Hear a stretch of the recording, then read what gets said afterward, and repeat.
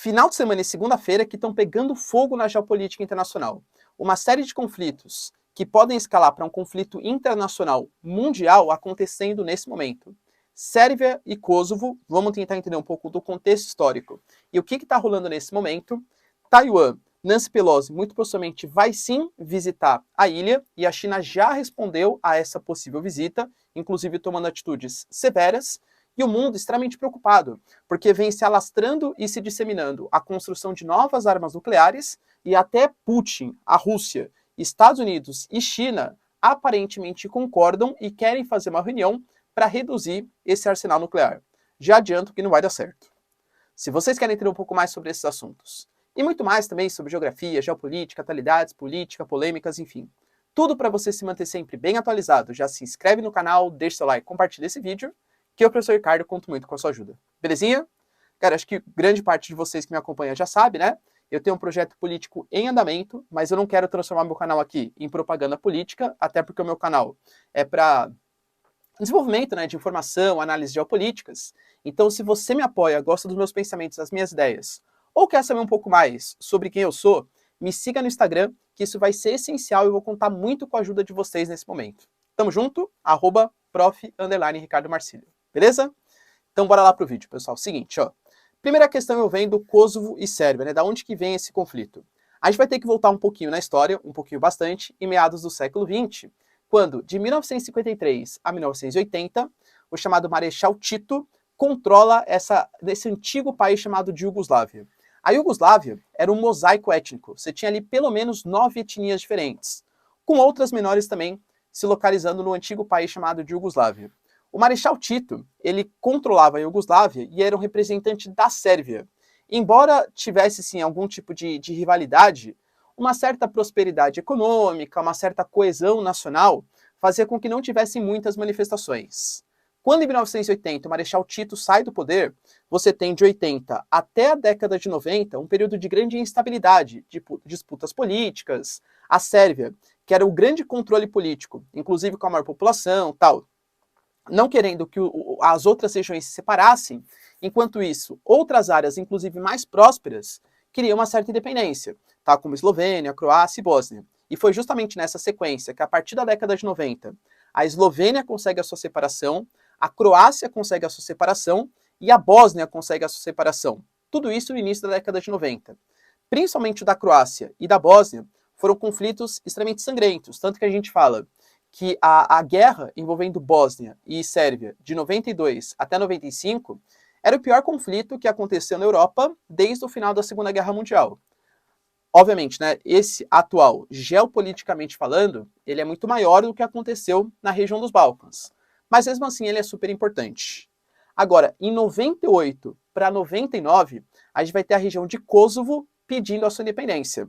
E consegue em 1999. Só que com uma atuação muito forte da OTAN, inclusive condenando os crimes de guerra que foram praticados, não só na guerra em Kosovo, mas também na guerra da Bósnia, do chamado Slobodan Milosevic. Tanto que a OTAN, por exemplo, ela ocupa hoje a região de Kosovo, ou Kosovo, né, como você bem preferir. É a chamada KFOR, que seria a intervenção autorizada pela ONU de tropas da OTAN. Então, Kosovo conseguiu a sua independência. Só que nem todas as nações do mundo reconhecem Kosovo como independente. Hoje, por exemplo, no painel da ONU, a gente tem 97 países que reconhecem Kosovo como independente e os outros membros não reconhecem. Ou reconhece como Estado mais ou menos autônomo, ou reconhece que ainda pertence à Sérvia. É uma região bastante complicada, mas a OTAN está atuando de maneira bastante significativa, tá? O que vai acontecer? A Sérvia, ela sempre vai oprimir aquelas outras regiões. Só para vocês terem uma noção, até esqueci de comentar, né? Foi uma guerra extremamente sangrenta e grande parte da ONU e da OTAN considerou que a Sérvia oprimiu minorias ali, principalmente uma minoria muçulmana de albaneses que viviam em Kosovo. Para quem gosta um pouco mais de geopolítica, Copa do Mundo, como eu, por exemplo, na última Copa do Mundo, por coincidência também nessa, inclusive no Copa do Brasil, caiu Sérvia contra a Suíça. O Xhaka e o Shaqiri são dois jogadores de descendência albanesa, que foram massacrados na Guerra de Kosovo. Talvez vocês se lembrem que quando o Shaqiri fez o gol, ele saiu comemorando com o símbolo do pássaro, que está na bandeira da Albânia. Ou seja, na região dos Balcãs, eu diria para vocês que ninguém gosta muito dos sérvios. Essa é a grande verdade, tá bom? Eles fizeram muito mal, cometeram muitos crimes de guerra durante o período da década de 90, tá? Então, os sérvios, eles não reconhecem Kosovo como independente, mas mantêm uma certa autonomia por conta da presença da OTAN. Para você, que é de Kosovo, entrar na Sérvia, você precisa de toda uma documentação, uma autorização especial, que dura mais ou menos 3 meses. Placa de carro, documentos. A Kosovo resolveu fazer a mesma coisa frente aos sérvios, um regime de reciprocidade. Em 2017, eles firmaram um acordo que qualquer sérvio que fosse entrar em Kosovo ia ganhar uma documentação e uma placa do carro especial com uma autorização durante 3 meses. É um regime que levaria 5 anos para ser implementado. Pois é, chegou 5 anos no dia 31 de julho. Então, a partir do dia 31 de julho de 2022, todos os sérvios precisariam dessa autorização. Isso gerou uma animosidade cada vez maior. Os sérvios que não reconhecem Kosovo como independentes estão considerando que a população de Kosovo, o governo de Kosovo, está impedindo a entrada dos sérvios dentro do seu próprio território. Nisso começam manifestações da população sérvia que mora no norte de Kosovo e de quem mora também próximos das áreas de fronteira. O governo de Kosovo, para acalmar um pouco os ânimos, resolveu adiar durante um mês, então só vai precisar dessa autorização no dia 31 de agosto, não mais no dia 31 de julho. Percebam que não solucionou o problema, você só adiou a resolução do problema para ver se consegue fazer o meio campo e acalmar um pouco os ânimos. O Vučić, que é o atual presidente da Sérvia, garantiu que ele vai buscar paz, enfim, né, meio esquemático aí, mas enfim, mas que vai buscar paz, mas que se Kosovo começar a agir contra os sérvios que vivem em Kosovo, ele pode agir com todas as forças. A OTAN anunciou que vai sim mandar uma logística para proteger Kosovo, enquanto a Sérvia falou que pode atacar o território. A liderança de Kosovo, o chefe de governo de Kosovo, considera que, na verdade, o que está acontecendo é que o Vučić ele está incentivando por debaixo dos panos essas manifestações violentas acontecerem para justificar uma intervenção militar da Sérvia em Kosovo, ou seja, causar uma guerra para retomar e reanexar esse território, que não é tão reconhecido assim pela comunidade internacional, tá? Por que isso é muito perigoso? Porque a Sérvia, principalmente nesse momento de acirramento dessas disputas geopolíticas, é um aliado da Rússia, é um aliado do Putin, enquanto o Kosovo é grande aliado da OTAN, né? Grande aliado mais do mundo ocidental. Então isso pode fazer um conflito direto, mais uma proxy war, uma guerra por procuração, envolvendo Rússia e OTAN. Extremamente preocupante, né? E, de novo, não foi solucionado, só foi adiado para a gente ver o que vai acontecer lá no dia 31 de agosto. Para vocês terem uma noção da complicação que foi isso aí, o chefe de governo da Espanha, Pedro Sánchez, ele estava numa visita oficial em Belgrado. Pois é, ele saiu às pressas, e não ia sair naquele momento, mas ele saiu às pressas pela possibilidade de guerra que poderia acontecer na noite de ontem. Acalmou um pouco os ânimos, mas não resolveu. Nancy Pelosi, que primeiro não vai para Taiwan, depois vai mais, e agora anunciou que vai de novo, pelo menos é o que noticia a CNN, não há confirmação do Estado dos Estados Unidos, faz com que a China comece a responder. Já fez exercícios militares e a China já anunciou que ela não vai ficar parada se a Nancy Pelosi visitar a Ilha de Formosa, se visitar Taiwan, porque estaria quebrando a lógica de reconhecimento de uma única China. Vocês entendem a problemática disso? Se de fato a Nancy Pelosi pisar em Taiwan, a China vai fazer uma resposta. E como o Xi Jinping ele já ameaçou, fica muito feio pro Xi Jinping nesse momento, se de fato a Nancy Pelosi pisar em Taiwan, não agir, pelo menos não jogar alguns tipos de mísseis, por exemplo, seja no mar de Taiwan, fazer algum tipo de incursão no espaço aéreo. A promessa da China era inclusive reconquistar o território, caso a Nancy Pelosi fosse para cima de Taiwan.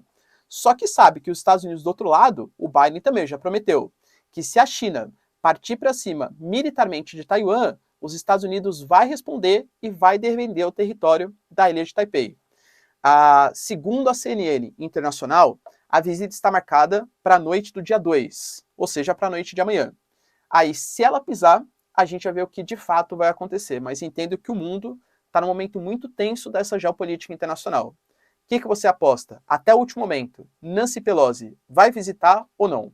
O secretário de Defesa dos Estados Unidos garantiu que está na mão da Nancy Pelosi. se ela quiser visitar tal, faz parte, segundo os Estados Unidos, continua sendo aquele conceito de ambiguidade estratégica. Os Estados Unidos, segundo o secretário de Defesa, não apoia a independência de Taiwan, mas mesmo assim quer fazer negócios. O Reino Unido, inclusive, também prometeu que vai fazer uma visita a Taiwan. De verdade? Acho que não vai não, hein? O que você pensa? E para finalizar, a gente teve algumas notícias bem tensas relacionadas à Coreia do Norte. Kim Jong-un fez novas ameaças aos Estados Unidos e novas ameaças frente à Coreia do Sul, anunciando que sim, pode sim utilizar suas armas nucleares para atacar tanto os Estados Unidos quanto a Coreia do Sul. Isso vem dentro de uma lógica em que os Estados Unidos e a Coreia do Sul estão realizando exercícios militares e garantem que a Coreia do Norte, que desde 2017 não faz um teste com míssil nuclear, está planejando um teste nesse momento. A Coreia do Norte não confirma, mas disse que pode atacar se essa afronta, se esses exercícios chegarem próximos da área de fronteira da Coreia do Norte. Ao mesmo tempo, o Irã que firmou parceria com a China, com a Rússia, com a Venezuela, e vem se fortalecendo nesse momento de aumento do preço do petróleo, e que os países estão desesperados procurando novas alternativas aos combustíveis fósseis que não mais vêm da Rússia por conta das sanções, o Irã, ele anunciou também, a partir da pessoa do governo que cuida dessa parte relacionada às questões nucleares, que o Irã hoje, embora não seja o objetivo nesse momento, já tem capacidade de enriquecimento de urânio suficiente para desenvolver a sua própria arma nuclear.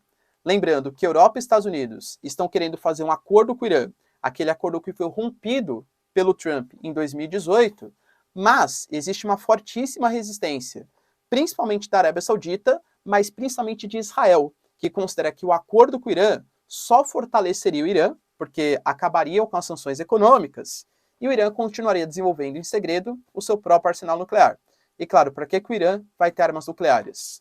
Para se opor a Israel, que é o grande inimigo geopolítico dos persas, né, dos iranianos, ali no Oriente Médio.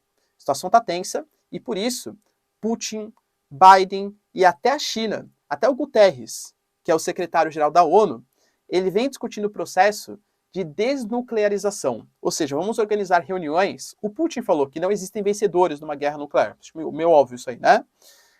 O próprio Guterres falou que ele vai começar a convocar reuniões agora para chamar os países para discutirem uma retirada dos seus arsenais nucleares, uma possível proibição de armas nucleares no mundo. O Biden disse que quer convidar o Putin, que espera que ele tenha boa vontade para discutir esse processo.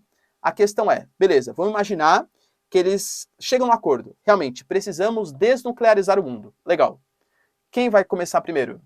A Rússia? Os Estados Unidos considera que a Rússia é mais perigosa. Ela tem que se desnuclearizar primeiro. A Rússia considera que são os Estados Unidos mais perigosos. Eles têm que se desnuclearizar primeiro. Na prática, a gente sabe que grande parte da influência desses países vem do hard power que eles têm, da influência militar, da força militar que eles têm. Então eu não acredito que eles vão recrudescer, que eles vão tirar o seu arsenal nuclear. Na verdade, muito possivelmente, eles vão aumentar o controle, puxar as rédeas, para que outros países não desenvolvam. E eles continuem como as principais potências militares do mundo. Essa vai ser a justificativa. Mas eles abrirem mão do seu arsenal? Eu particularmente não acredito. E você, acha que existe a possibilidade dos países abrirem mão do seu poderio militar bélico nuclear? Deixa aí nos comentários. Quero saber sua opinião. E se vocês curtiram o vídeo, pessoal, já deixa seu like e se inscreve no canal. Tamo junto. Beijos, abraços e tchau, tchau.